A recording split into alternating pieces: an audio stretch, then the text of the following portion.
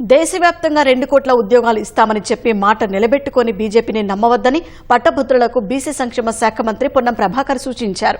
సిద్దిపేట జిల్లా హుస్నాబాద్ లో కాంగ్రెస్ పట్టభద్రుల ఎమ్మెల్సీ అభ్యర్థి నరేందర్ రెడ్డి ఏర్పాటు చేసిన ఆత్మీయ సమ్మేళనంలో ముఖ్య అతిథిగా పాల్గొన్నారు. కాంగ్రెస్ ప్రభుత్వ సారథ్యంలో రైతు భరోసా, ఇందిరమ్మ ఇళ్లు, రేషన్ కార్డుల పంపిణీ నిరంతరం కొనసాగుతుందని పేర్కొన్నారు. ప్రతి కార్యకర్త బాధ్యతగా కాంగ్రెస్ అభ్యర్థిని గెలిపించేలా కృషి చేయాలన్నారు.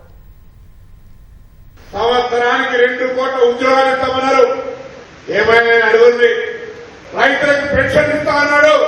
రైతులకు 3 ఉచితాలన్నీ చట్టాలు చెప్పినాడు.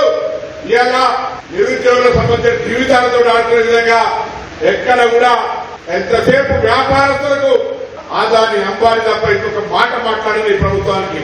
నేను మిమ్మల్ని అందరినీ కోరుతా ఉన్నా, ఇది నరేందర్ రెడ్డి గారి ఎలక్షన్, ఇంకో ఎలక్షన్ కాదు. ఇది మీ ఎలక్షన్, మన ఎలక్షన్.